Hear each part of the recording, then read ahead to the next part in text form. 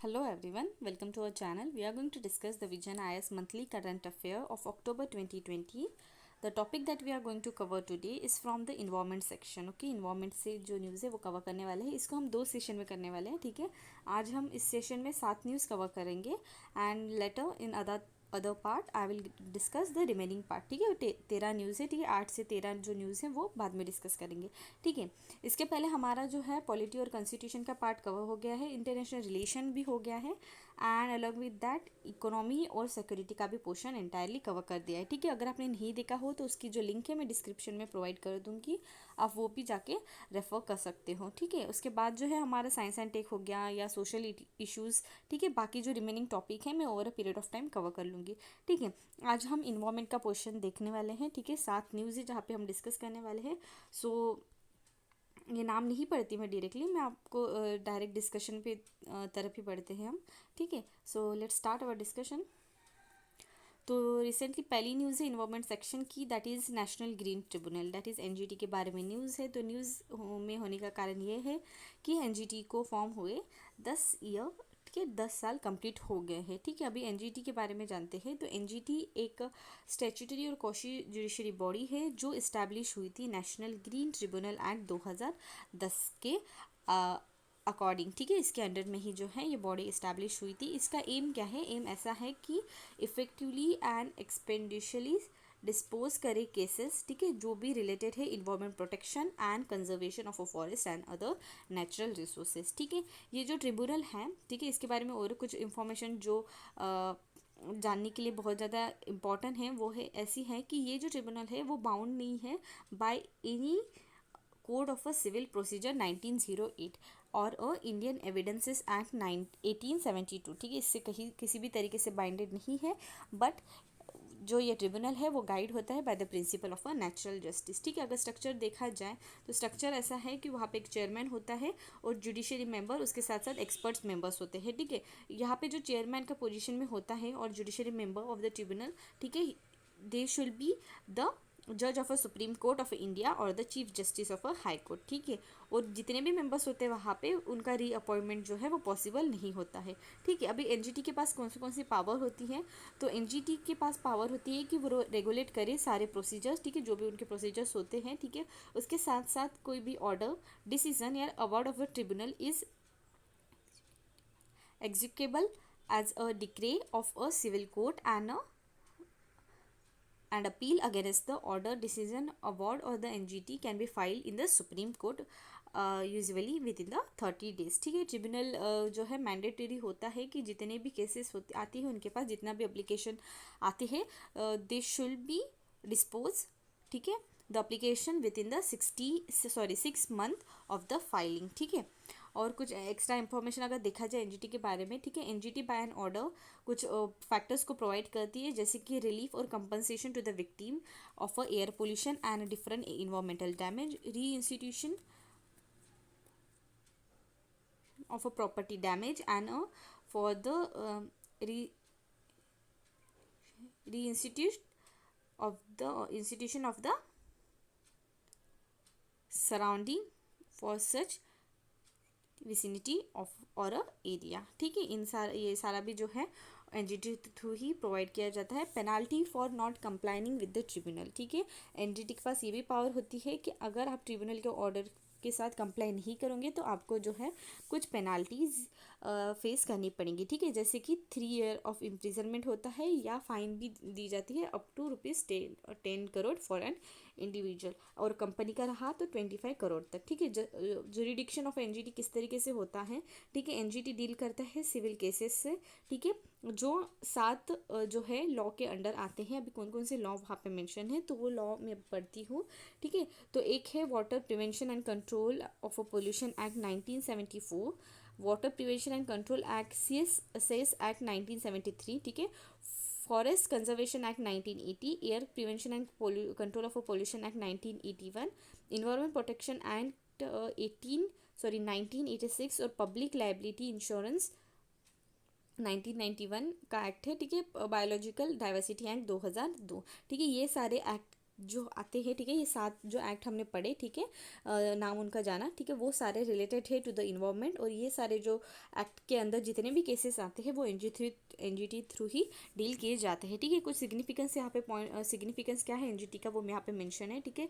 Is less formal और less expensive, ठीक है, since it members are not, वो रीअपॉइंटमेंट के लिए एलिजिबल नहीं है, thus it can deliver the judgment independently and along with this reduction reduce the burden of a higher court, ठीक है। हायर कोर्ट्स में जितने भी केसेस जाते हैं, ठीक है, उनका बर्डन जो होता है वो कहीं ना कहीं रिड्यूस होता है, ठीक है, जो भी इन्वायरमेंट रिलेटेड केसेस जाते हैं, ठीक है। So it act as a alternative dispute decision mechanism. Okay, achievement क्या क्या हुए, अभी 10 साल कंप्लीट होने को आए तो क्या क्या अचीवमेंट है एनजीटी के। तो सबसे पहला ऐसा है कि speedy environment justice in environment matters, ठीक है। तो जितने भी इन्वायरमेंट मैटर है, ठीक है, जितने एनजीटी के पास आए हैं उनमें जो है स्पीडी जो है बहुत जल्दी से जल्दी उन्होंने उस केसेस को डील किया है, ठीक है।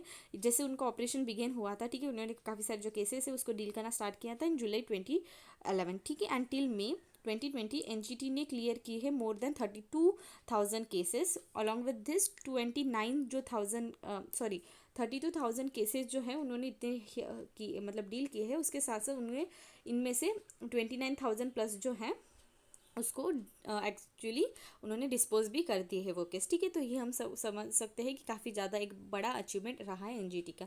सेकेंड अचीवमेंट क्या है, strengthen the concept of environment justice in India, ठीक है। Over the year NGT has emerged as a vital player in the environment regulation, passing strict orders on issues ranging from pollution to the deforestation, ठीक है। काफ़ी सारे जो matters है, ठीक है, इन्वायरमेंट रिलेटेड कंसर्न्स, ठीक है, वो सारे मैटर्स जो है, ठीक है, एनजीटी थ्रू एक बहुत अच्छे से हैंडल करे जा रहे हैं, ठीक है। उसके साथ साथ टेक्निकल जजमेंट, ठीक है, एनजीटी ने कुछ एम्प्लॉय किए हैं लीगल एंड साइंटिफिक मेथड्स, उसके साथ साथ प्रॉपर असेसमेंट भी किया है, ठीक है, related to the environment impact and thus उनके जो डिसीजंस है, ठीक है, मतलब वो डिसीजन जो भी लेते हैं प्रायर वो एक डिसीजन लेने के पहले कुछ जो है असेसमेंट रिपोर्ट लाते हैं, ठीक है। असेसमेंट रिपोर्ट प्रॉपर एनालिसिस करके जो है वो जो भी उनका जजमेंट है वो देते हैं, ठीक है। तो टेक्निकल जजमेंट वाला भी एक उनका बहुत अच्छा अचीवमेंट है।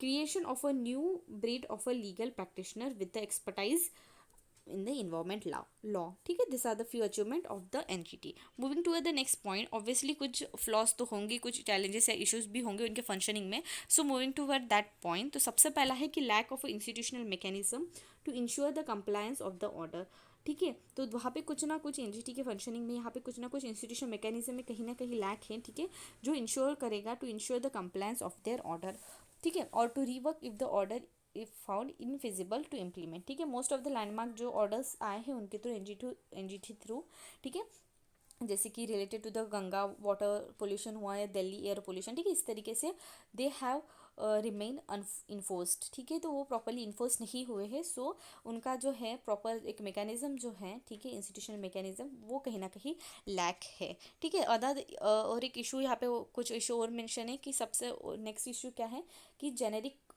ऑर्डर, ठीक है, सिंस जुलाई 2018, ठीक है, जब ट्रिब्यूनल ने डिस्पोज किए around 700 cases at a different stage of a hearing with directing the concern authority to look into the matter and take the opportunity action appropriate action in accordance with the law, large number of a dismissal, ठीक है। 2018 से ऐसा देखा गया है कि NGT ने काफ़ी सारे जो अपील्स है उसको डिसमिस कर दिए हैं, ठीक है।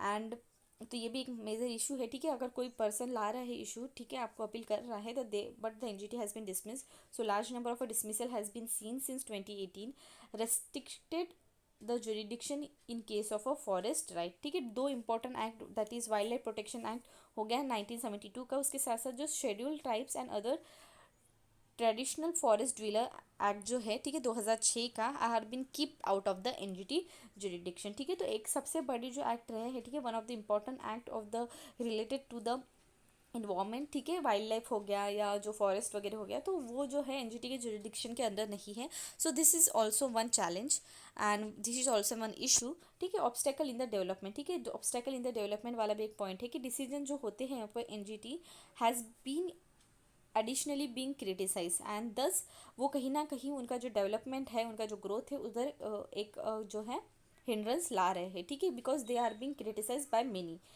नेक्स्ट इज अ वैकेंसी, ठीक है, एनजीटी के पास जो है ओनली 3 जुडिशली और 3 एक्सपर्ट मेंबर्स है against the sanction strength of 10 of each. ठीक है, 10 तो सैंक्शन हुए हैं बट स्टिल उनके जो पास जो है इतने मेंबर डिप्लॉयड नहीं हैं। Thus we can say that vacancy in this NGT. ठीक है, this is also an one issue and others issues जैसे कि absence of a formula based mechanism in determination of a compensation, restricted number of a regional benches। ठीक है, उसके साथ साथ prolonged litigation। ठीक है, due to the option of a challenging order in NGT before the Supreme Court। These are the other few issues और the challenges related to the NGT। ठीक है, moving toward the one point. ठीक है, जो हम देखते हैं कि जहाँ पे हम सिग्निफिकेंट जो जजमेंट हुए हैं of a NGT over the years. ठीक है, तो उन्होंने क्या क्या अभी उनके जो सिग्निफिकेंट जजमेंट रहे हैं तो वो देखते हैं। सबसे पहला है कि 2012 में NGT ने सस्पेंड किया था the clearance given to the South Korea steel maker. ठीक है, POSCO to set up a 12 million ton steel plant जो है ओडिशा में वो सेटअप करने वाले थे, उनका जो है उनका क्लियरेंस पे उन्होंने सस्पेंड किया था। ठीक है, तो इनका एक लैंडमार्क जजमेंट रहा है 2012 का। ठीक है, उसके साथ साथ जो है 2012 में और एक केस आया था that is Almitra H Patil Patel versus union of India case. ठीक है, एनजीटी ने उस टाइम में ऐसे जजमेंट दिया था कि of judgment of entire prohibition on open burning of a waste on a land. ठीक है, विच इंक्लूड द लैंडफिल हो या direct state to implement a solid waste management rule. ठीक है, तो उस टाइम पे उन्होंने भी जो है कुछ प्रोहिबिशन लाया था कि जो है बर्निंग नहीं होगी on of the waste on the land. ठीक है, 2013 में भी उनका एक जजमेंट रहा था उत्तराखंड फ्लड केस रिलेटेड। ठीक है, तो NGT relied on a precept of a polluter pay to order the Alaknanda hydro power cooperative limited to compensate to the petitioner. Along with this मतलब पेटिशनर उन्होंने जिसने साइन की थी उसको जो है जो अलकनंदा हाइड्रोकार्बन की कोऑपरेटिव लिमिटेड है उनको कंपनसेटेड पे किया, ऐसे उन्होंने बताया था। 2015 में भी उनका एक जो एक अच्छा एक जजमेंट रहा है। एनजीटी ने बैन किया था all diesel motor over 10 year in the Delhi NCR, क्योंकि जब हम जानते हैं कि दिल्ली में काफ़ी ज़्यादा पोल्यूशन है। ठीक है, 2017 में the art of a living festival on a Yamuna flood plain was declare violating the environmental norms and NGT ने पैनल ने ठीक है उनको 5 करोड़ का जो है फाइन या पेनाल्टी लगाई थी। 2017 में एनजीटी ने इम्पोज किया था intervening time ban on a plastic bag of less than 50 micro thickness in the Delhi region. ठीक है, and this was also and one of the significant judgment of NGT over the past year. ठीक है, इनमें से अगर NGT का अगर कभी क्वेश्चन आता है मेंस में तो आप इनमें से कुछ जो है आप पॉइंट्स जो है मेंशन कर सकते हो। ठीक है, एज अ केस स्टडी भी हो सकता है और एज अ एग्जाम्पल। ठीक है, व्हाट आर द सिग्निफिकेंट और what are the judgment done by the NGT. ठीक है, तो इनमें से कुछ जो है आप मेंशन कर सकते हो। ठीक है, जैसे हम जानते हैं कि 250 वर्ड लिमिट होती है, तो all this are not that important but few of them you can mention and it can add a value to your answer. ठीक है, अभी वे फॉरवर्ड किसी तरीके से कर सकते हैं कि वे फॉरवर्ड ऐसा है कि अमेंडमेंट जो है amendment to the NGT act to give a tribunal power, amendment लाना चाहिए एनजीटी एक्ट में। ठीक है, वो ट्रिब्यूनल को पावर दे कि वो फॉलो अप करे इट डायरेक्शन। ठीक है, and establishment mechanism for enforcing the direction. आप डायरेक्शन तो दे रहे हैं, आप तो सलाह दे रहे हो, पर वो इम्प्लीमेंट हो रही है कि नहीं इसको भी इंश्योर करें एनजीटी के एक्ट में जो एनजीटी के मेंबर्स है। ठीक है, तो इसलिए अमेंडमेंट लाना चाहिए, ऐसा एक वे फॉरवर्ड सजेस्ट किया है। ठीक है, NGT can provide specific reason for dismissal of a cases and appeal. ठीक है, तो अब मैंने जैसे बोला कि एनजीटी ने 2018 से काफ़ी ज़्यादा जो केसेस है उनके पास अपील जो आए हैं उसको डिसमिस किया है। तो आप डिसमिस कर रहे हो तो आप पर्टिकुलर रीजन जो why are dismissing our appeal. ठीक है, so this can be also way forward along with this filing up the vacancy filling up the vacancies. ठीक है, जैसे मैंने बोला कि एक्सपर्ट्स मेंबर्स हो या जुडिशियल मेंबर काफ़ी ज़्यादा वैकेंसीज है तो उसको जो है फुलफिल जल्दी से जल्दी करना चाहिए। ठीक है, in this way we conclude our today's news section sorry we conclude our today's part of a first news from environment section, that is a national green tribunal. Moving toward the next point, world energy outlook 2020। ठीक है, तो recently in energy international energy agency ने एक report जो है उन्होंने publish की है, that is world energy outlook report 2020। ठीक है, किसने पब्लिश की है? International energy agency through.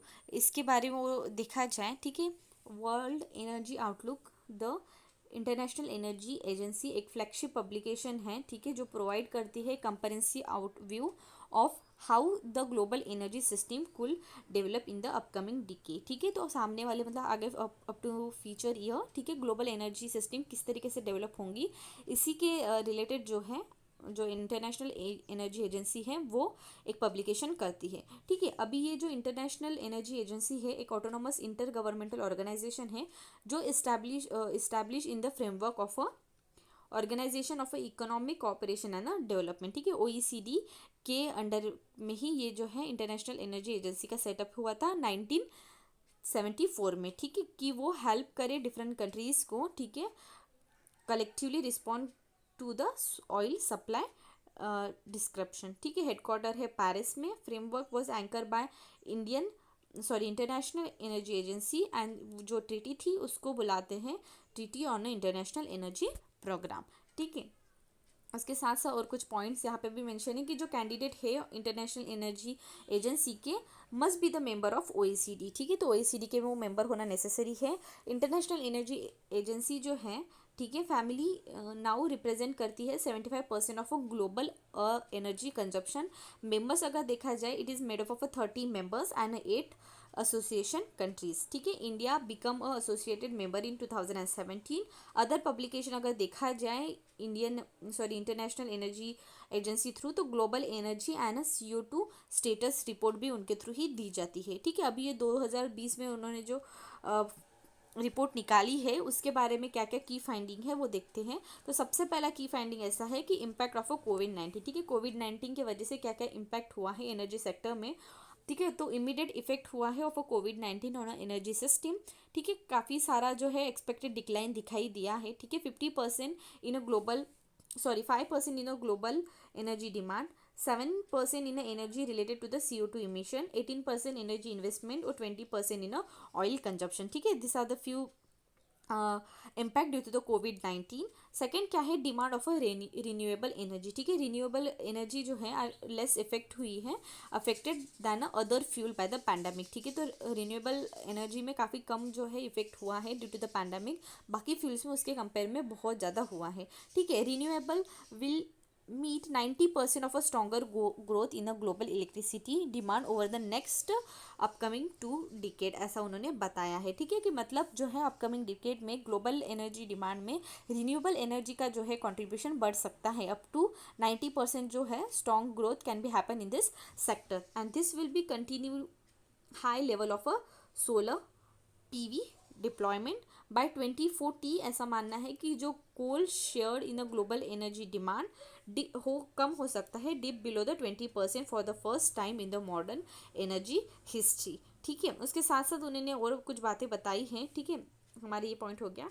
Next point ऐसा बताया कि structural fall in a global coal demand. ठीक है, coal phase out policy, the rise of a renewable and a competition from a natural gas lead to the retirement of a 275 gigawatt of a coal fire capacity worldwide by 2025, that is 13% of the 2019 total. ठीक है, तो कोल की जो demand है वो कहीं ना कहीं शॉर्टफॉल हो सकती है। ठीक है, because due to the different alternative जैसे कि रिन्यूएबल एनर्जी का सेक्टर हो गया, ठीक है, या other competition from the natural gas.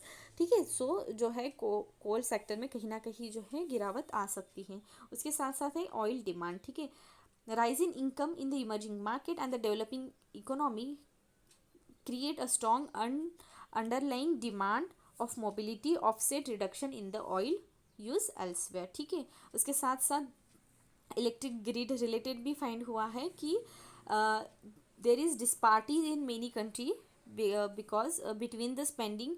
ठीक है, how digital smart digital and flexible electricity network and the renewable available to the revenue available to the grid operation. ठीक है, तो काफ़ी ज़्यादा जैसे हम जानते हैं different countries have different economic capabilities, thus there is disparities in the electric network along with this the revenue available for the electric grid operation। ठीक है, उसके साथ साथ और कुछ पॉइंट मेंशन है कि inter connected and a complex nature जो होता है इलेक्ट्रिक ग्रिड डिलीवरी का, they have a several benefit जैसे कि रिलायबिलिटी। ठीक है, कि बिकॉज सिंस दिस ग्रिड जो होते हैं, ठीक है, जो इलेक्ट्रिक ग्रिड होते हैं, इलेक्ट्रिसिटी ग्रिड्स होते हैं, इज एन इनॉर्मस नेटवर्क। ठीक है, तो इलेक्ट्रिसिटी क्या होती है, electricity can be deployed to the right places across the large region in the country. Second क्या है उसका एक जो है बेनिफिट ऐसा है कि फ्लेक्सिबिलिटी, ठीक है। तो इलेक्ट्रिक ग्रिड की वजह से क्या होता है, अलाउ करते हैं वो प्रॉपर सिस्टम पावर जो सिस्टम होता है कि वो जो power system to the use of a diversity of resources even if they are located far away from where the power is needed. And next is a economic competition. In this way हम देख सकते हैं कि economic grid का बहुत ज़्यादा importance होता है। And this are the few key finding in this report of a world energy outlook 2020, ठीक है। अभी इंडिया स्पेसिफिक अगर कुछ पॉइंट्स देखा जाए, ठीक है, उन्होंने मेंशन किया है कि एनर्जी इलेक्ट्रिसिटी एक्सेस, तो government has been supported the expansion of a distribution grid infrastructure across the India to foster the electricity to the villages, ठीक है। तो सारे विलेजेस को इलेक्ट्रिसिटी मिलने के लिए या जो विलेजेस एरिया है, ठीक है, उनको इलेक्ट्रिसिटी का एक्सेस प्रॉपर होने के लिए जो है जो इलेक्ट्रिसिटी रिलेटेड ग्रिड है, ठीक है, उसका इंफ्रास्ट्रक्चर प्रॉपरली जो है बढ़े, ठीक है। ऐसा गवर्नमेंट का ये है सपोर्ट चल रहा है, ठीक है। Government is trying to expand. Along with this government ने काफ़ी सारा बजटरी सपोर्ट भी दिया है टू द स्टेट गवर्नमेंट, ठीक है। डिस्काउंट जो सेक्टर्स होते हैं under the Deendayal Upadhyaya Gram Jyoti Yojana in the rural area, Saubhagya scheme, ठीक है, last mile connectivity to the household, उसके साथ साथ integrated power development scheme in the urban area, ठीक है। इन तीन ये जो स्कीम मेन इंपॉर्टेंट स्कीम के through government is trying to provide a budgetary support to the state government discom sector, ठीक है। अभी नेक्स्ट क्या है, क्लीनर एनर्जी, ठीक है। तो इंडिया जो है कंटिन्यू करता है कि जो promote the cleaner cooking and off grid electrification solution, ठीक है, including a shift toward the solar photovoltaic for cooking and charging batteries, ठीक है। India is trying to promote such photo जो है solar photovoltaic for cooking along with the charging battery, energy affordability, ठीक है। तो government provide कर रहा है लार्ज स्केल पब्लिक सब्सिडीज कि वो इंश्योर कर पाए तो एक्सेस ऑफ इलेक्ट्रिसिटी, उसके साथ साथ energy and clean cooking for the population, ठीक है। तो इंडिया गवर्नमेंट थ्रू काफ़ी ज़्यादा मेजर्स भी लिए जा रहे हैं, ठीक है, सब्सिडीज़ जो है प्रोवाइड करके, ठीक है। इनका मेजर पर्पज़ यही है कि एक सोशल सपोर्ट और इकोनॉमिक डेवलपमेंट हो पाए, ठीक है। पहल एक योजना है जहाँ पे डायरेक्ट जो है बेनिफिट ट्रांसफ़र किया जाता है ऑफ एलपीजी, ठीक है, एलपीजी ट्रांसफ़र किया जाता है। इस एलपीजी स्कीम है, ठीक है। इसके थ्रू क्या होता है, जो भी बेनिफिशरी है उनके अकाउंट में जो है मनी ट्रांसफ़र किया जाता है so that they can purchase the LPG cylinder, okay. Next क्या है, एनर्जी इफिशिएंसी रिलेटेड भी कुछ फाइंडिंग है इंडिया रिलेटेड, दैट इज़ वहाँ पे जो है allowing the private sector investment in the coal mining, opening countries oil and gas retail market, ठीक है, and creation of a functioning energy market and ensure economic efficiency in the management of a coal, gas and the power sector, ठीक है। तो India is trying to improve the energy efficiency and of a building through the mandatory building energy codes and a voluntary rating scheme, ठीक है। तो energy related जो है काफ़ी ज़्यादा जो मेजर्स है इंडिया थ्रू लिए जा रहे हैं, ठीक है। एनर्जी सिक्योरिटी रिलेटेड भी कुछ की फाइंडिंग ऐसी बताई गई है कि इंडिया की जो एनर्जी सिक्योरिटी जो है has improve markedly from the creation of a single national power system and the major investment in the thermal and the renewable capacity, ठीक है। तो रिन्यूएबल कैपेसिटी और जो थर्मल सेक्टर उसके साथ साथ एक सिंगल जो नेशनल पावर सिस्टम का क्रिएशन के जो सोचा है इंडिया ने, ठीक है, they are working on it and thus जो है इंडिया अपनी जो इलेक्ट्रिसिटी सिक्योरिटी है, ठीक है, वो इम्प्रूव कर रही है, ठीक है। And to improve the oil security government ने प्रायोरिटाइज किए हैं reduction oil import, along with this increase the domestic upstream activity and diversifying its source of a supply and increasing the Indian investment in the overseas oil field in the Middle East and the Africa. So India is trying to improve the oil security also, ठीक है। इसके साथ साथ significant progress in sustainable development, ठीक है, जैसे हम जानते हैं कि एसडीजी गोल, ठीक है, जिसको हम 2030 तक फुलफिल करना है, ठीक है। तो इंडिया ने कुछ जो है काफ़ी ज़्यादा एफर्ट्स भी लिए हैं for the sustainable development in this sector, ठीक है। India has made important progress for meeting the United Nation sustainable development goal number 7, ठीक है, on delivering of a energy access, ठीक है। गोल नंबर 7 जो डील करता है एनर्जी एक्सेस, ठीक है। Both energy and emission intensities of energy domestic of India domestic जो ग्रॉस डोमेस्टिक प्रोडक्ट है, ठीक है, has decrease from by more than 20% जो है डिक्रीज हुआ है बाय द पास्ट डिकेड।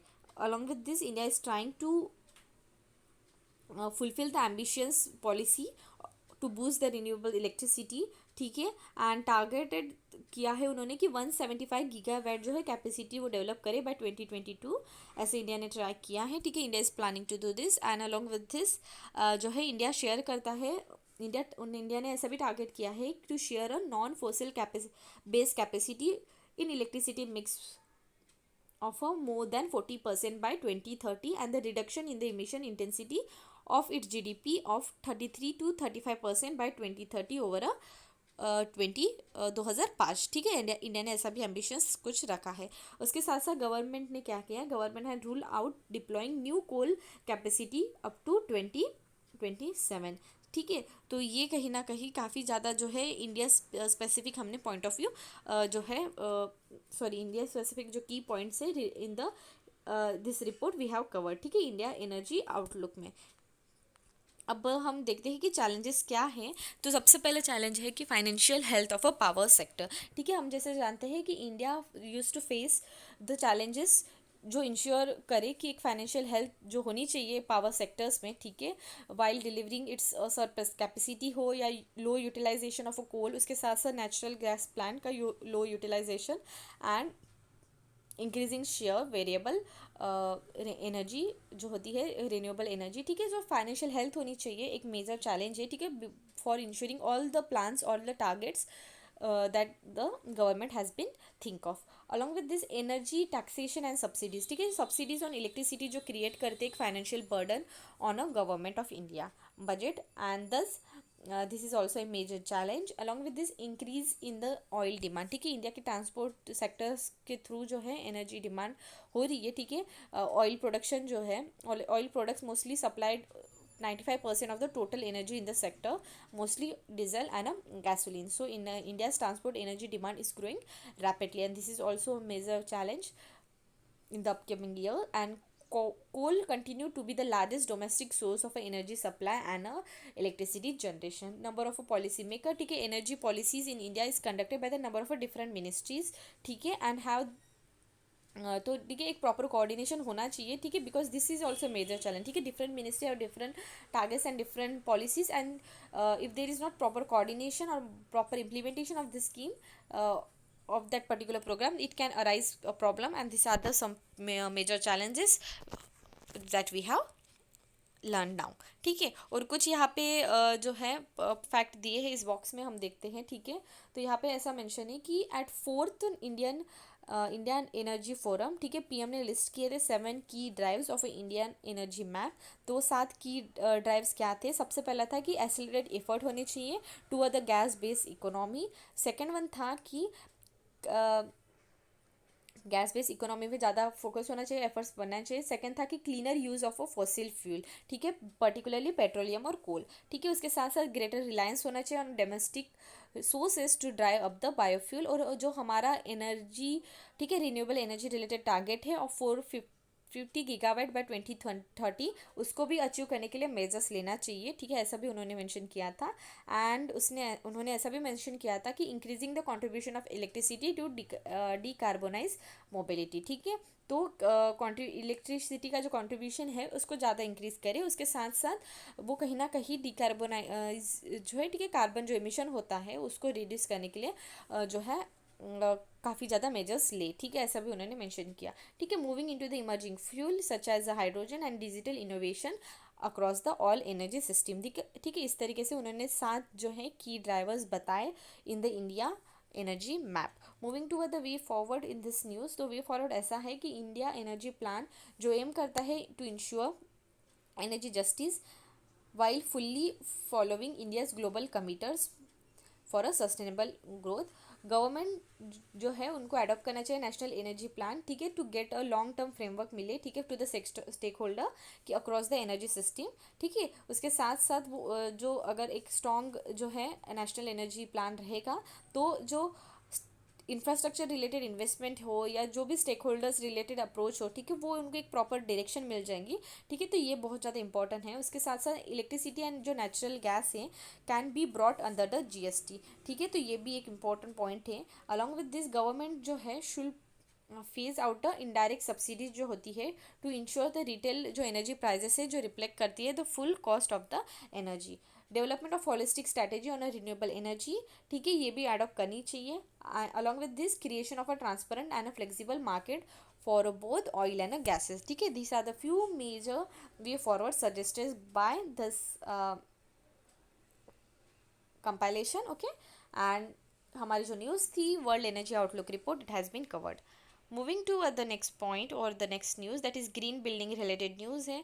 तो वाइस प्रेसिडेंट ऑफ इंडिया उन्होंने इनॉग्रेट किया है the confederation of India industry green building congress 2020, ठीक है। अभी ये ग्रीन बिल्डिंग क्या होता है? तो green building is a building that in it design construction and operation जो होता है रिड्यूस और एलिमिनेट करता है negative impact and can create a positive impact on a climate and a natural environment, ठीक है। तो इस टाइप की उनकी डिज़ाइन की जाती है, कंस्ट्रक्शन किया जाता है कि जो नेगेटिव इम्पैक्ट होते हैं, ठीक है, वो रिड्यूस करे और एक पॉजिटिव इम्पैक्ट लाए इन्वायरमेंट और नेचुरल क्लाइमेट में, ठीक है। Some feature which can make a building green, ठीक है। क्या फीचर्स कुछ यहाँ पे है जो ग्रीन बिल्डिंग के लिए है, ठीक है। That is energy efficient use of energy, water and other resources, renewable energy, ठीक है, सोलर एनर्जी का यूज़, ठीक है। पोल्यूशन और जो वेस्ट रिडक्शन होता है मेजर्स लिए जाए, ठीक है, जैसे कि enabling recycling and reuse. along with this use of a material that is non-toxic and a sustainable considerable of a environment in design construction and the operation, ठीक है। these are the few measures, sorry, these are the few features included in the making of a green building, ठीक है। Currently अगर देखा जाए India has over 7.61 billion square feet है green building footprint का and it is almost the top 5th country in the world. अभी advantage क्या होते हैं ग्रीन बिल्डिंग के? तो सबसे पहला एडवांटेज हम देखते हैं कि इकोनॉमिक फ्रंट पे क्या होता है, तो कॉस्ट इफेक्टिव होते हैं, ठीक है। Energy efficiency of a green building जो होती है use to save the large amount of a money on the electricity, that is energy bill, and thus we can see that economic जो है एक कॉस्ट इफेक्टिव मेजर्स होता है, cost effective होता है ग्रीन बिल्डिंग, ठीक है। इन्वायरमेंट फ्रंट पे अगर देखा जाए, इन्वायरमेंट बेनिफिट अगर देखा जाए तो टेम्परेचर रेगुलेशन, ठीक है। तो ग्रीन बिल्डिंग के जो रूप्स होते हैं, ठीक है, are the green roofs and thus they are much cooler than the regular building and thus we can say that a temperature proper एक जो प्लीजेंट टेम्परेचर चाहिए वो मेंटेन रहता है। उसके साथ साथ इमिशन रिडक्शन, ठीक है, इमिशन रिडक्शन में भी काफ़ी मतलब स्टडीज़ कंडक्ट की थी energy building related.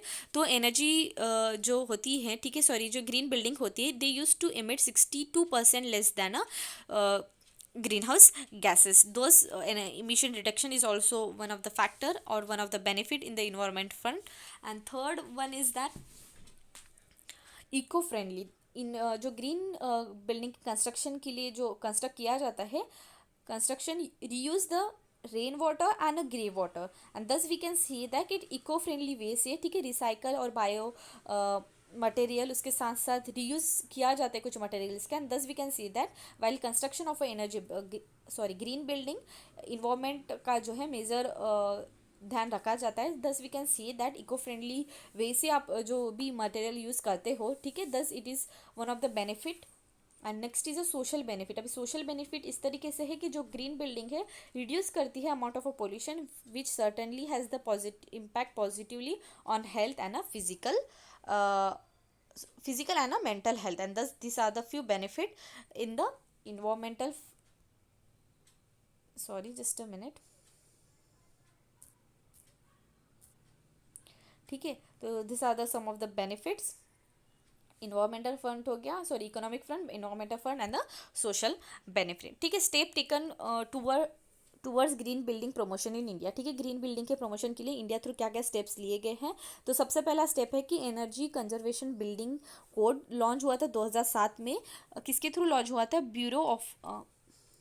Bureau of energy efficiency, ठीक है, उनके थ्रू लॉन्च हुआ था। इनका मेन ऑब्जेक्टिव यही था कि वो इस्टेब्लिश करें minimum requirement of energy efficient design and construction of a building, ठीक है। ये वो revised, it was revise in 2017, 2007 में जो हुआ था उसको रिवाइज किया था 2017 में, ठीक है।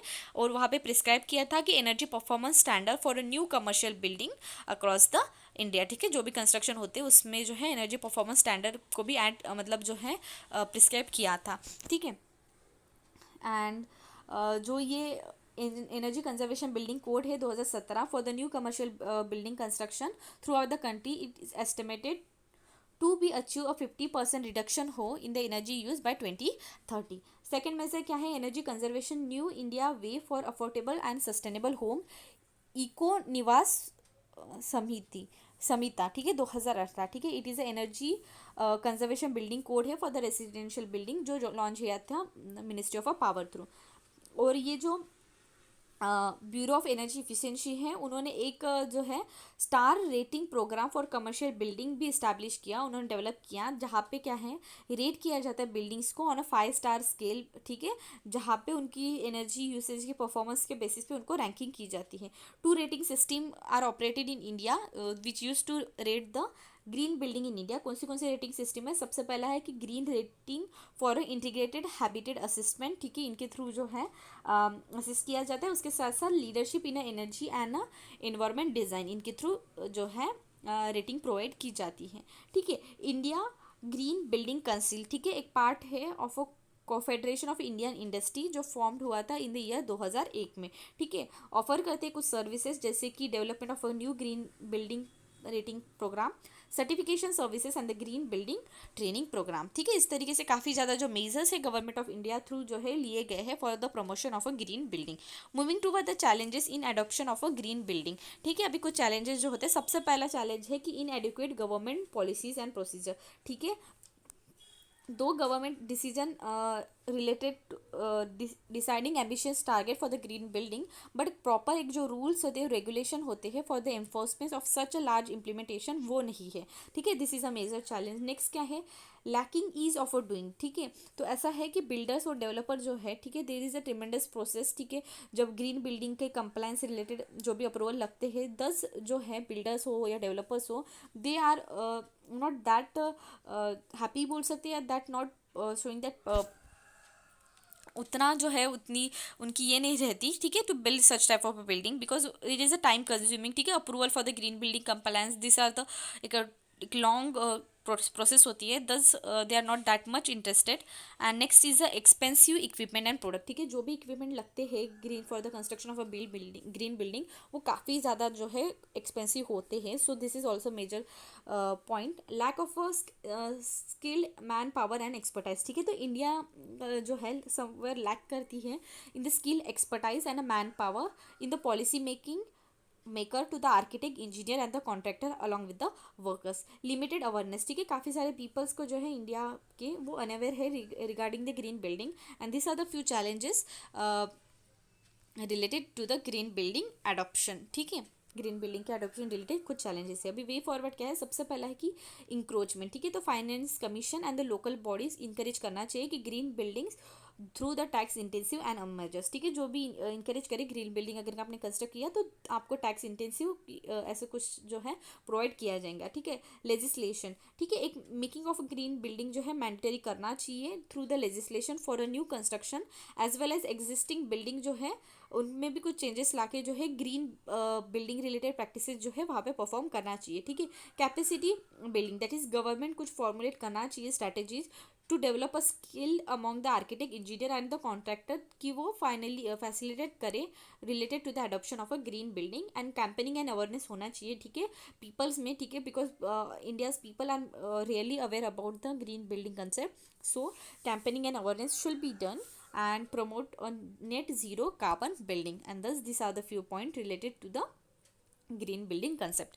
Moving to the next news, managing urban water bodies. तो रिसेंटली न्यूज़ में इसलिए है कि रिसेंटली अर्बन फ्लड देखा गया है हैदराबाद में, and this has highlighted the issue regarding the management of water bodies in the Indian cities. तो पहले आपको बता देती हूँ कि अर्बन फ्लड क्या होता है या अर्बन फ्लडिंग क्या होती है।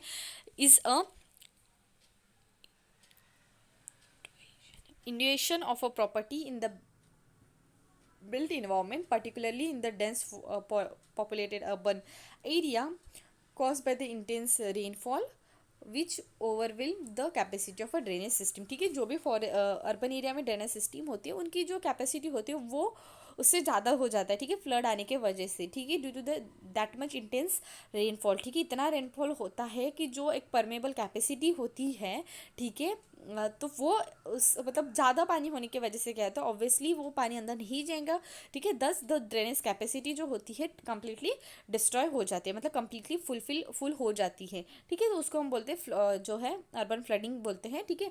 फैक्टर्स काफ़ी ज़्यादा होते हैं, ठीक है, रिस्पॉन्सिबल होते हैं फॉर द अर्बन फ्लडिंग। सबसे पहला है कि मेट्रोलॉजिकल रीजन, ठीक है, हैवी रेनफॉल, साइक्लोनिक स्टॉर्म वगैरह। हाइड्रोलॉजिकल फैक्टर अगर देखा जाए, synchronization of a run off from the various part of a watershed, presence of a impervious और परमेएबल कवर, ठीक है। जैसे हम जानते हैं कि रोड आर बिंग कॉन्क्रेटाइज एंड दस हम बोल सकते हैं कि अर्बन एरिया में ड्यू टू दिस पानी जो है इट नॉट गो इनसाइड, ठीक है, इतना पोरस नहीं होता है कि पानी अंदर जा पाए, and thus we can see that this is also one of the factor. And third factor जो है वो है ह्यूमन फैक्टर। वहाँ पे ऐसा कि डिफरेंट जो लैंड यूजेस हो रहे हैं, encroachment of a flood plane, ठीक है, डिफरेंट टाइप ऑफ जो इंफ्रास्ट्रक्चर ला रहे हैं, ठीक है, उनका प्रॉपर मेंटेनेंस ना होने की वजह से जो है अर्बन जो फैक्टर्स है this are also being responsible for the urban flooding, ठीक है। अब हम देखते हैं कि अर्बन वाटर बॉडीज क्या होते हैं, कि अर्बन वाटर बॉडीज जो है in India range from a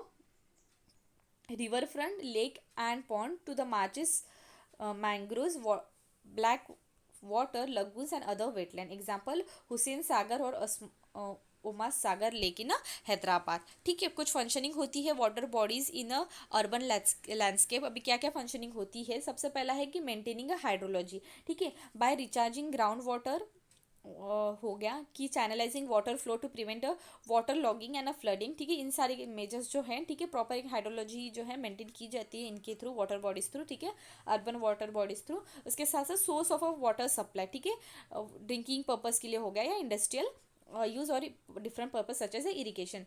water quality improvement, ठीक है, वाटर क्वालिटी इंप्रूवमेंट पे भी ध्यान दिया जाता है, ठीक है। किसके थ्रू? वाटर क्वालिटी इंप्रूवमेंट में ध्यान दिया जाता है बाय रिमूविंग द एक्सिस जो न्यूट्रिशन होते हैं and the chemical contaminant. Along with this help city की वो अडॉप्ट करे क्लाइमेट चेंज, ठीक है, क्लाइमेट चेंज इफेक्ट जो होती है, ठीक है। उसके साथ साथ preserving the biodiversity and a social economic function, ठीक है, जैसे कि सपोर्ट रिक्रिएशनल एक्टिविटीज़ के लिए tourism, fishing, transportation etcetera. And दस these are the few function of the water bodies in the urban landscape. Moving toward the next point, how anthropogenic activities have impact the watershed in the urban area, ठीक है। तो urban area में जो anthropogenic activities की वजह से क्या क्या इम्पैक्ट हुए हैं, ठीक है, उसके बारे में अगर देखा जाए तो सबसे पहला जो इम्पैक्ट है वाटर पोल्यूशन रिलेटेड, ठीक है, from a point source such as a water waste from the tributary drain, sewage drain, industrial influent et cetera and a non point source, ठीक है, पॉइंट सोर्स थ्रू भी और नॉन पॉइंट सोर्सेज, ठीक है। अभी point source से हमने देख लिया जैसे कि वाटर जो होता है waste water from the tributary drain हो गया, ठीक है, सेवेज ड्रेनेज। उसके साथ साथ जो नॉन पॉइंट सोर्सेस जैसे कि urban storm water run off, solid waste and a debris pollution, ठीक है, फ्रॉम द एग्रीकल्चर, फर्टिलाइजर हुआ या केमिकल, ठीक है, एक्सेट्रा। ये दोनों, ठीक है, पॉइंट सोर्स और नॉन पॉइंट सोर्स, ठीक है, दोनों डिस्टर्ब करते हैं न्यूट्रिशन कंपोजिशन जो होता है अर्बन वाटर बॉडीज का। Thus we can see that if water जो पोल्यूशन है is a major impact due to the जो वाटर है it is being polluted and this is a major impact that we have seen in the urban watershed. Okay, and second one क्या है? River front development. अभी river front development ऐसा point है कि development of a flood plain have adversely effect the river bank stabilities, ठीक है। एक जो राइपेरियन बफर जो होता है, ठीक है, अभी यहाँ पे अगर पानी हो, ठीक है, यहाँ पे अगर वाटर हो, ठीक है, यहाँ पे जस्ट अ मिनट, तो यहाँ पे अगर जो है, ठीक है, यहाँ पे आपका लैंड का पार्ट है, तो एक राइफरियन जो बफर यहाँ पे प्रोड्यूस किया जाता है, ठीक है, तो उसका भी जो है, ठीक है, उसका प्रॉपर मेंटेनेंस हो गया है, या आप जो है फ्लड एरिया में ही जो है you are constructing a new buildings और something, okay, and thus this somewhere impact the river bank stability and immediate flood plain ecological value is also being disturb. And thus we can say that जो है river front areas में development they are affecting the urban watersheds और urban water sectors, okay. And यहाँ पे और एक example भी mention है कि ऐसा है कि साबरमती जो रिवर चैनल है, ठीक है, has uniformly narrow up to 275 metre during the river front development project when naturally average उनकी विड्थ थी 382 टू 330 मीटर्स तक, ठीक है।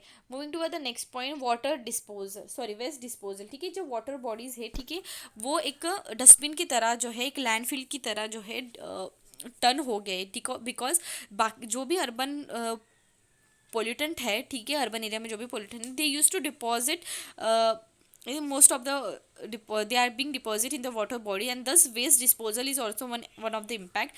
Next is the encroachment, ठीक है, the land reclamation to the accommodation growing urban population, ठीक है, तो लैंड जो है कहीं ना कहीं डिक्रीज हो रहा है मतलब लैंड जो है सभी जगह ऑक्यूपाई किए जा रहे हैं क्योंकि अर्बन पॉपुलेशन बढ़ रहा है, and thus this is also one of the problem, ठीक है, जो अर्बन पॉपुलेशन को, ठीक है, पानी के रिलेटेड काफ़ी ज़्यादा प्रॉब्लम फेस करनी पड़ती है. नेक्स्ट चीज़ है इनलीगल माइनिंग एक्टिविटीज़, ठीक है, तो illegal mining activities for a building material such as a sand हो गया, ठीक है, वो सब भी के वजह से ना काफ़ी ज़्यादा जो प्रॉब्लम्स आ रही है, ठीक है, जैसे कि वो कहीं ना कहीं जो है आप सैंड वगैरह एक्सट्रैक्ट करोगे तो देखिए, ठीक है, वो कहीं ना कहीं जो एक मेन कोर्स होता है, ठीक है, वाटर का, उसको इफेक्ट करेगा, बिकॉज व्हेन द सैंड और other material has been extracted, ठीक है, and this force the river to change their course, along with this erode the banks leading the flood and affect the ground water recharge. Along with this next point ऐसा है कि in fragmentation of a vegetation in the urban space, ठीक है, due to the human settlement and the construction,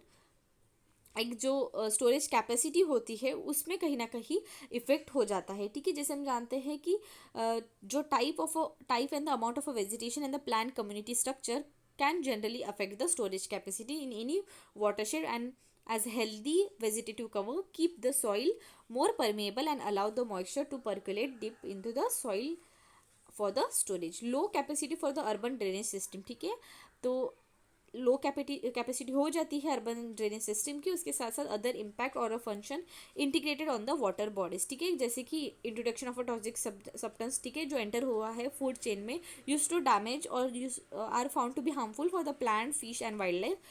Along with this, reduction in the water quality, clogging of a section of a natural drainage uh, channel, and a distribution of a aquatic biodiversity, ठीक है, ये कुछ challenges हो गए हैं, ठीक है, जो एंथ्रोपोलॉजिक एक्टिविटीज़ है वो किस वजह से किस तरह का इम्पैक्ट करती है अर्बन वाटरशेड्स को, ठीक है, वो हमने देख लिया. कुछ मेजर्स भी देखते हैं taken for the protection of urban water bodies. तो सबसे पहला मेजर है कि wetland conservation and management rule 2017 का. इसका मेन ऑब्जेक्टिव ऐसा है कि टू कंजर्व करे एक्वेटिक इकोसिस्टम को through implementation of a sustainable conservation plan and with the proper policies and the guidelines. Second है national plan for conservation of aquatic ecosystem, ठीक है, ये प्रोहिबिट करती है activities for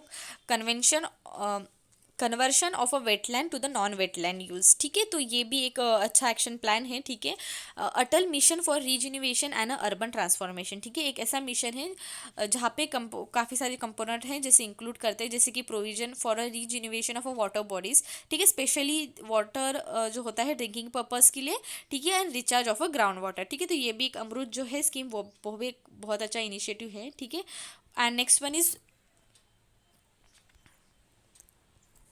notifying wetland under the Ramsar convention, ठीक है, तो inter governmental accord है साइन किया गया by the members across the country कि वो प्रिजर्व करे the ecological character of the wetland by the international of international importance. Encroachment and monitoring guidelines भी जो है रिलीज़ की है for the sand mining and water prevention and control pollution act जो है 1974, ठीक है, ये भी सर्वल डायरेक्शन देता है कि वो control the flow of a sewage and industrial influence into the water bodies, ठीक है, तो ये कुछ इनिशिएटिव्स है या कुछ प्रोटेक्शन रिलेटेड मेजर्स हमने कवर कर लिए. Moving toward the way forward, अभी कुछ वे फॉरवर्ड देखा जाए तो सबसे पहला है कि रिन्यूएबल हो और restoration of a water bodies पे ध्यान जो है देना चाहिए. उसके साथ साथ इंटीग्रेटेड वाटरशेड डेवलपमेंट प्रोजेक्ट जो है वो लाना चाहिए, ठीक है, एक proper understanding of interconnectivity of urban water bodies should be considered, and integrated watershed development plan should be properly implemented with a proper guidance and proper policy. Along with this, checking encroachment on a urban area, ठीक है, तो town planning department जो होती है proper regular management करना चाहिए, regular monitor करना चाहिए कि जो है इंक्रोचमेंट, ठीक है, जो भी प्रोहिबिटेड एरिया है वहाँ पे कुछ किसी भी टाइप का जो है इंक्रोचमेंट नहीं होना चाहिए, इसका भी ध्यान देना चाहिए, ठीक है. Promote ground water recharge and pollution attenuation, ठीक है, तो ग्राउंड वाटर रिचार्ज के बारे में भी जो है उसको प्रमोट करना चाहिए. लिमिटेड रीयूज रिड्यूस और to mitigate the impervious surface, ठीक है, इसका जो है throughout the watershed by use of a new in engineering technology, ठीक है, परमियस पाथवे बनाना चाहिए, ठीक है। तो प्रॉपर जो वाटर है जो है वो अंदर जाएगा ज़मीन के अंदर, एंड दस जो ग्राउंड वाटर जो है रिचार्ज हो पाएंगे, ठीक है। Stakeholder participation and the capacity building पे भी ध्यान देना चाहिए, इंश्योर करना चाहिए प्रॉपर एक प्लान अर्बनाइजेशन, ठीक है। एंड कुछ अदर स्टेप्स भी ले सकते हैं, जैसे कि इंश्योर कर सकते हैं proper disposal of a solid and liquid waste, undertaking urban forestry, restricting the sand mining, ठीक है। इस तरीके से हमने ये जो पार्ट जो है वो कवर कर लिया। Moving to the next point, pesticides management bill 2020। तो न्यूज़ में क्या था, तो न्यूज़ में ऐसा था कि जो expert has warned some of the provision in the pesticide management bill 2020 will hurt the farmer livelihood, ठीक है। तो अभी जो न्यू बिल्स लाया है, ठीक है, पेस्टिसाइड रिलेटेड, वो कहीं ना कहीं फार्मर को जो है हर्ट कर सकता है, ऐसा काफ़ी ज़्यादा एक्सपर्ट्स ने बताया है, ठीक है। Production and usage of a pesticide in India के बारे में पहले बता देती हूँ, ठीक है। तो ऐसा है कि प्रोडक्शन ऑफ पेस्टिसाइड जो है इंडिया में स्टार्ट हुआ था 1952 में, ठीक है। और वो फर्स्ट इस्टेब्लिश हुआ था by establishment of a plant in Kolkata, ठीक है। India is the largest producer of a pesticide in the world. Insecticide हो गया, फंगिसाइड और हर्बिसाइड, ठीक है, वो इंडिया में बहुत ज़्यादा यूज़ किया जाता है। उसके साथ साथ जो है main use of pesticide in India cotton crop के लिए यूज़ किया जाता है, उसके बाद paddy and then the wheat, ठीक है। 2019 में ऐसा फाउंड हुआ था कि 292 पेस्टिसाइड जो है are being registered in India, and total pesticides का जो कंजप्शन है वो सबसे ज़्यादा हाईएस्ट है महाराष्ट्र, उसके बाद Uttar Pradesh, then Punjab and the Haryana, ठीक है। Per hectare consumption of a pesticide जो अगर देखा जाए तो वो पंजाब में सबसे ज़्यादा है, ठीक है। तो ये हमें ओवरऑल आइडिया मिल गया कि इंडिया में पेस्टिसाइड का यूज़ और प्रोडक्शन कैसा है, ठीक है। अभी हम देखते हैं कि ये जो नया बिल है वो किस तरीके से फार्मर को हर्ट कर सकता है और इसके बिल के क्या प्रोविजन है। तो जो पेस्टिसाइड मैनेजमेंट बिल है 2020 का, ठीक है, वो introduce in the Rajya Sabha.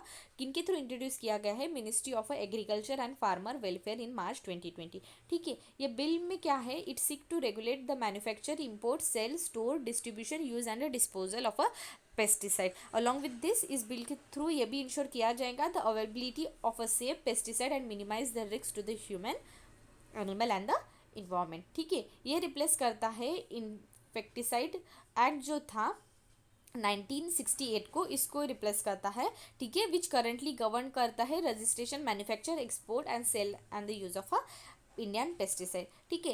Reason क्या है इसके जो है इंट्रोडक्शन का, ठीक है, ये न्यू बिल क्यों लाया गया है, ऐसा देखा गया है कि ये इन्फेक्टिसाइड इंसेक्टिसाइड जो एक्ट है 1968 का, वो बहुत पुराना एक्ट है, ठीक है। इनएडुकेसी है उसमें, ठीक है, since it is being 50 year old to meet the new dimension या न्यू मल्टी जो मैनेजमेंट आ रहे, ठीक है, न्यू जो टेक्नोलॉजी आ रही है या न्यू जो चेंजेस आ रहे हैं, ठीक है, उसको हैंडल करने के लिए जो है ये न्यू बिल लाना नेसेसरी था। So it is being replace the जो इनिशियल एक्ट था 1968 का, ठीक है। एंड की फीचर्स देखे जाए इस बिल के, ठीक है, पेस्टिसाइड मैनेजमेंट बिल 2020 के, तो सबसे पहला है कि उन्होंने डिफाइन किया है पेट और पेस्टिसाइड को। तो पेस्ट क्या होता है, एक ऐसा कोई भी स्पीशीज ऑफ एनिमल हो या प्लांट हो या pathogen agent that is unwanted और it is injurious to the plant, human, animal and the environment, उसको उन्होंने बोला है पेट्स। और पेस्टिसाइड को भी उन्होंने डिफाइन किया है, इस तरीके से उन्होंने डिफाइन किया है कि it is any substance of a chemical और बायोलॉजिकल ओरिजिन इंटेन, ठीक है, जो प्रिवेंट करता है और डिस्ट्रॉय करता है any pet in agriculture industry, public health, pest control operation for the ordinary uses, ठीक है। और उन्होंने मोस्ट ऑफ द प्रायोरिटी या प्रमोट किया है ऑर्गेनिक पेस्टिसाइड्स को, ठीक है। इस बिल में ये भी जो है डिफाइन किया है पेट और पेस्टिसाइड।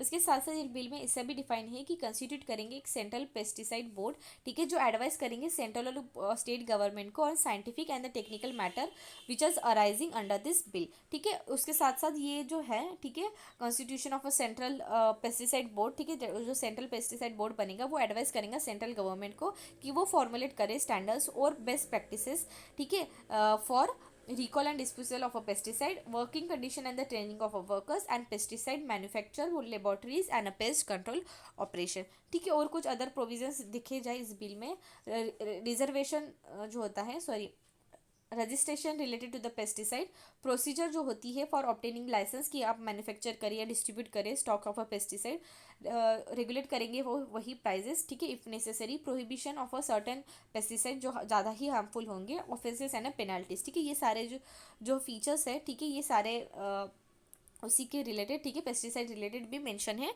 इन दिस कि in this bill. Okay, intended benefit क्या होगा इस बिल का, ठीक है। इंटेंडेड बेनिफिट ऐसा है कि ये प्रमोट करेगा the production and the distribution of a safe and effective pesticide, along with this to drop and to reduce the crop losses, ठीक है, जो होते हुए दिखाई दे रहे हैं, ठीक है। इसके साथ साथ ये it axis the potential effect of this product on the health and the environment. Advertisement of a pesticide should be regulated, कि कोई भी मिसलेंडिंग क्लेम ना किया जाए उनके थ्रू। मैन्युफैक्चर जो होते हैं जो वॉयलेट करेंगे, ठीक है, जो भी लॉज उनके थ्रू प्रिस्क्राइब किए गए हैं, तो उनको हैवी पेनाल्टी भी दिया जाएगा, तो ये भी एक बेनिफिट है।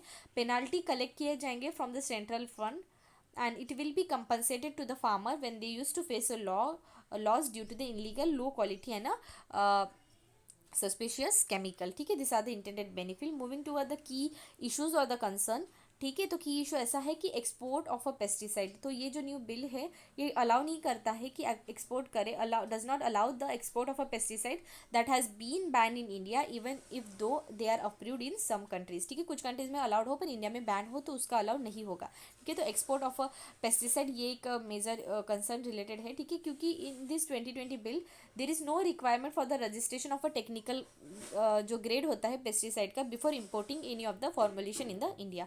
Next is encouraging the import of a formulation, that is bill also used to seek the encouragement of a import of a formulation, ultimately damaging the crop health of a farmer and the environment, ठीक है। Prescription related भी concern ऐसा है कि under this new bill farmer जो है will have to obtain the prescription, ठीक है, before buying any pesticide and which will pose a huge obstacle in the time of a procurement of a pesticide, ठीक है। तो farmer को जो है परमिशन जो है प्रिस्क्रिप्शन ऑब्टेन करना पड़ेगा, तो it can also be a major obstacle, ठीक है, while in the time of a procurement in the pesticide. Power of a licensing and registration, ठीक है, टू मच पावर जो दिया गया है in the hand of a bureaucracy. So this are the few key concern related to this new bill. What are the way forward ऐसा है कि focus करें मिनिमल यूज़ हो पेस्टिसाइड का, ठीक है। तो ये एक मेजर जो है, ठीक है, एक सस्टेनेबल एग्रीकल्चर प्रैक्टिसेस कंडक्ट किए जाए इंडिया में। उसके साथ साथ पेस्टिसाइड प्रमोशन जो है मस्ट नॉट बी अलाउड, ठीक है, जैसे कि pharmaceutical drugs pesticide due to this hazardous nature can must not be allowed to be promoted, ठीक है, उनका प्रमोशन ज़्यादातर नहीं होना चाहिए। फार्मर्स जो है must be made main aware होना चाहिए, ठीक है, यूसेज जो कर रहे हैं वो, ठीक है, जो भी पेस्टिसाइड वो यूज़ कर रहे हैं उसका क्या इफेक्ट है उससे अवेयर होना चाहिए फार्मर्स। उसके साथ साथ successively alternative agro ecological methods to the pest management, ठीक है। तो एग्रो इकोलॉजिकल अल्टरनेटिव मेथड्स भी लाना चाहिए फॉर द पेस्ट मैनेजमेंट, ठीक है, विदाउट ए केमिकल जो पेस्टिसाइड है उसका यूज़ किए बिना, ठीक है। Expert have been shall for a wider consultation of the bill and for it should be placed by the place before the selective committee, ठीक है। एक अभी आपने जो बिल लाया है, ठीक है, राज्यसभा में इंट्रोड्यूस किया है, वो एक सिलेक्ट कमेटी के पास जाना चाहिए, ठीक है। उसके बाद जो है एक्सपर्टीज़ क्या राय देते हैं उसके अकॉर्डिंग जो है कुछ न्यू चेंजेस लानी चाहिए, ऐसा उन्होंने वे फॉरवर्ड किया है।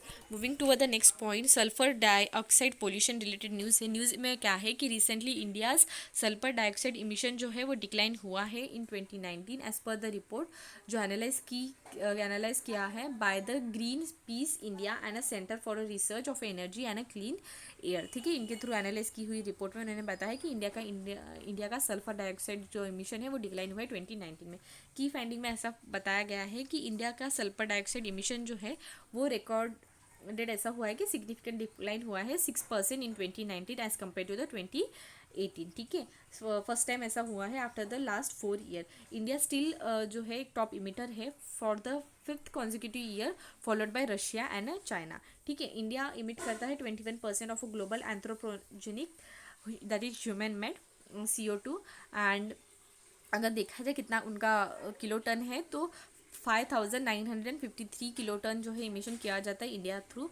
एंड मोस्टली जो है इमिशन होता है SO2 का वो coal fire power plant through ही किया होता है मोस्टली। और बिगेस्ट इमिशन हॉटस्पॉट कौन से इंडिया के, वो है थर्मल पावर स्टेशन, ठीक है। एंड ग्रीन पीस इंडिया जो है उन्होंने जो रिलीज़ किया है an analysis of a NASA data, ठीक है, जो शो करता है कि India has more than 15% of a anthropogenic SO2 hotspot in the world and it has been detected by the ozone monitoring instrument satellite, ठीक है। इसके थ्रू जो है ओजोन मॉनिटरिंग इंस्ट्रूमेंट सैटेलाइट जो है नासा का, उनके थ्रू जो है उन्होंने एनालाइज करते हुए बताया है कि मोर देन 15% जो है एंथ्रोपोजेनिक SO2 हॉटस्पॉट है इंडिया, ठीक है। अब ये सल्फर डाइऑक्साइड के बारे में अगर देखा जाए तो एक colourless bad smelling toxic gas है, ठीक है, जो large group of a chemical refer करते हैं एज अ सल्फर ऑक्साइड, ठीक है। They are emitted by the burning of a fossil fuel, जैसे कि कोल हुआ, ऑयल या डीजल, ठीक है।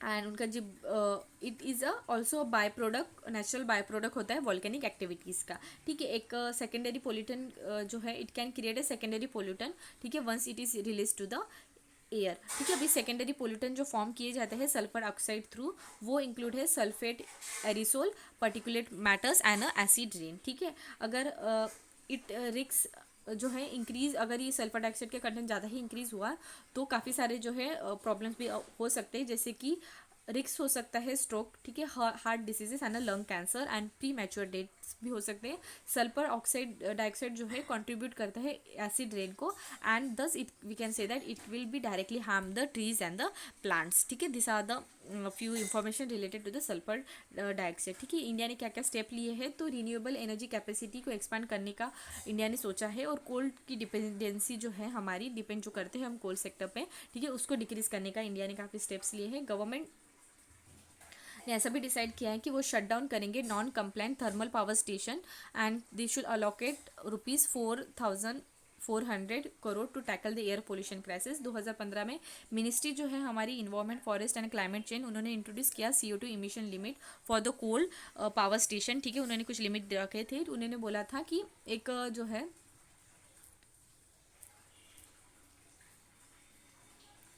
उन्होंने ऐसा बोला कि एक सॉरी जस्ट अ मिनट, उन्होंने बोला कि most effective and easiest way to reduce the air pollution is to install a fuel gas desulphurisation, उन्होंने इस यूनिट को इंस्टॉल करने के लिए उन्होंने बताया। उसके साथ साथ power station missed the initial deadline of December 2017 for the installation of this flume gas desulphurisation unit, ठीक है। तो जो डेडलाइन थी उसको मिस कर दिया है पावर स्टेशन ने, ठीक है, कोल पावर स्टेशन ने, बट स्टिल गवर्नमेंट ने, एक मिनिस्ट्री ने ये बोला है कि कुछ मेजर्स जो है इंट्रोड्यूस की है, कुछ limit of CO2 emission of from the coal sector, ठीक है। नेक्स्ट न्यूज़ है UN बायोडाइवर्सिटी समिट के बारे में। तो रिसेंटली इंडिया ने पार्टिसिपेट किया है in the UN biodiversity summit. इसके बारे में अगर देखा जाए, ये समिट ऐसी है कि the first time of such kind of a summit take place on a biodiversity in United Nation General Assembly and it was convene by the United Nation General, ठीक है, Antonio Guterres on a sideline of a General Assembly, जिस aim to build a political momentum and a bloster financial commitment ahead on a talk next year by the China. It was participated by the head of a state, that is ministerial level representing the country, and which is the part of a convention of a biodiversity, and theme अगर देखा जाए तो urgent action on a biodiversity for the sustainable development, ठीक है। अभी की factors अगर देखा जाए, ठीक है, पहले मैं आपको बता देती हूँ कि कन्वेंशन ऑन बायोडाइवर्सिटी क्या है। तो बायोलॉजिकल डाइवर्सिटी एक इंटरनेशनल लीगल इंस्ट्रूमेंट है, ठीक है, for conservation of biological diversity for the sustainable use of a component and the fair and equitable share of a benefit arising out of the utilisation of a genetic resources, ठीक है। Ratify किया गया था 196 nation through including India, ठीक है। अभी की जो टेकवेज आए हैं इस समिट में वो क्या है, तो सबसे पहला है कि अर्जेंट नीड है कि एक्सेलरेट करे एक्शन ऑन अ बायोडाइवर्सिटी, ठीक है। तो समिट में ऐसा हाईलाइट हुआ था कि क्राइसिस फेसिंग ये humanities from the degradation of a biodiversity, तो एक यहाँ पे एक अर्जेंट नीड है कि बायोडाइवर्सिटी रिलेटेड जो है सस्टेनेबल डेवलपमेंट सस्टेनेबल फैक्टर को कंसिडर करते हुए कुछ मेजर्स लाने चाहिए, ठीक है। उसके साथ साथ उन्होंने और एक प्रपोज किया है living in harmony with the nature the 2050 2030 vision for the biodiversity, उन्होंने भी ऐसा एक प्रपोज किया है। उसके साथ साथ पोस्ट 2020 ग्लोबल बायोडाइवर्सिटी फ्रेमवर्क, ठीक है, समिट ने ऐसा भी प्रोवाइड किया है एक opportunity for head of a state and the government and other leader, ठीक है, कि वो रेस करें ambition for the development of a post 2020 global biodiversity framework and to be adopt करें एट अ 15 जो कॉन्फ्रेंस होने वाली है parties of a convention on biological diversity 2021 में, ठीक है। Failure in achieving the Aichi target, ठीक है, यहाँ पे ऐसा पॉइंट, इस पॉइंट में ऐसा मेंशन है कि जस्ट अ मिनट, यहाँ पे इस पॉइंट में ऐसा मेंशन है कि जो इनिशियल ये था, ठीक है, achieving in failure in achieving the आईची टारगेट, ठीक है, ये जो टारगेट्स थे उसको अचीव करने में भी काफ़ी ज़्यादा फेलियर मिले हैं, ठीक है। इस टारगेट के बारे में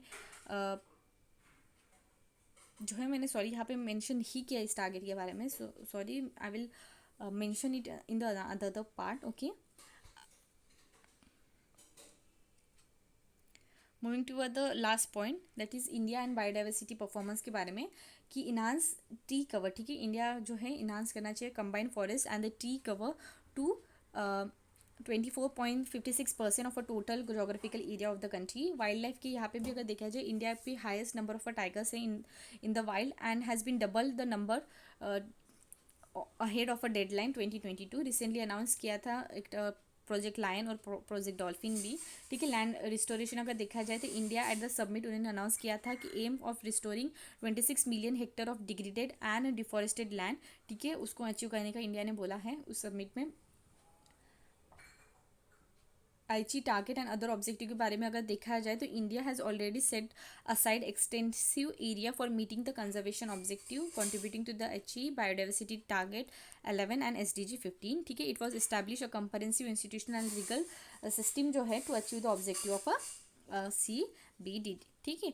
एंड यहाँ पे उन्होंने ऐसा भी कुछ मेंशन किया है कि ऑपरेशनलाइज एक सिस्टम हो, ठीक है, for accessing a benefits sharing provision जो मेंशन किए हैं इसमें। उसके साथ साथ एक network of a biodiversity management committee across the country involving a local peoples and the people biodiversity register for the documentation of a biodiversity. Along with this, India has been campaigning the cause of a climate action for conservation, sustainable lifestyle and a green development model. In this way we conclude our today section. और ये जो part था ये targets, ठीक है, इसके बारे में आपको मैं नेक्स्ट सेक्शन में बताऊंगी। Have a nice day, thank you.